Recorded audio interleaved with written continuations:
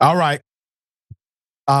Okay, so this has been making quite a stir on social media.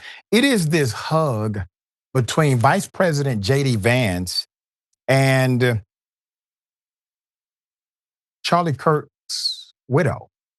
Uh, I'll let you see it, judge for yourself. Here it is. I am tremendously blessed and honored tonight to be able to introduce to you a very, very dear friend and his wife. They are incredible. And I see no one will ever replace my husband. No. But I do see some similarities of my husband in JD and Vice President JD Vance. I do.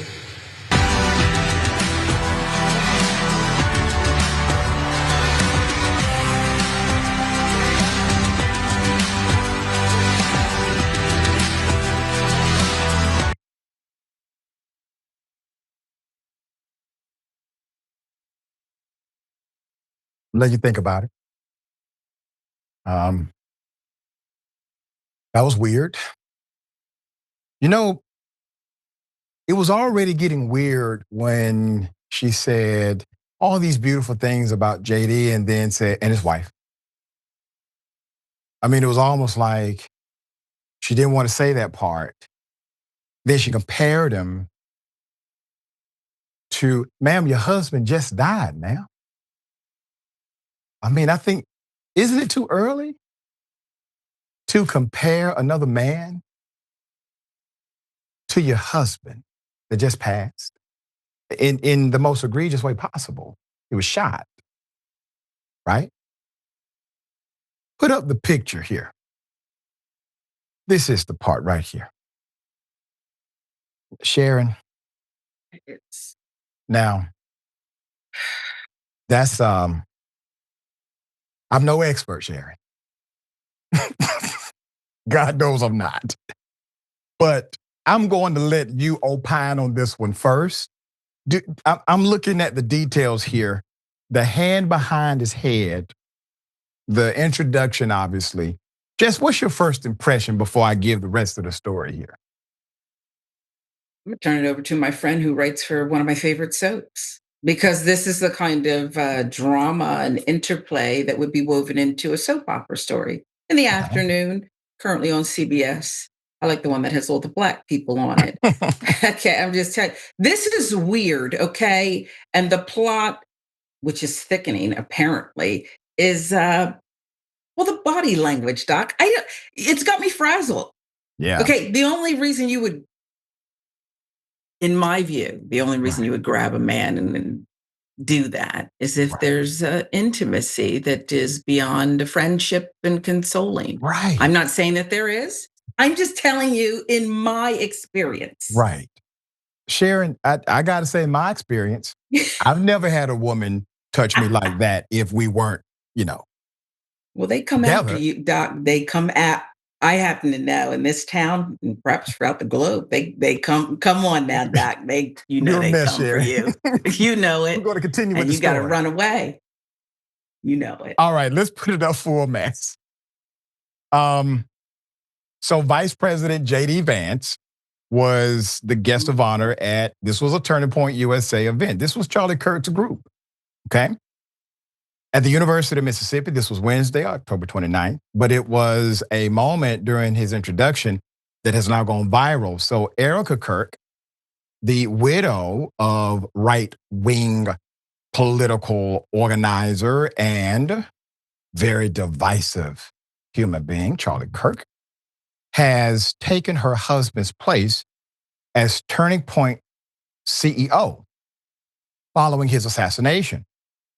During a TPUSA event on September 10th, she opened Wednesday's event with an emotional speech, noting that the day marked 7 weeks since her husband was killed. Quote, "No one will ever replace my husband but," See, right there. No one will ever replace my husband, but that's what she said. But I do see similarities of my husband in JD, in Vice President JD Vance. That's called a Freudian slip. She initially called him JD, then remember he was the vice president.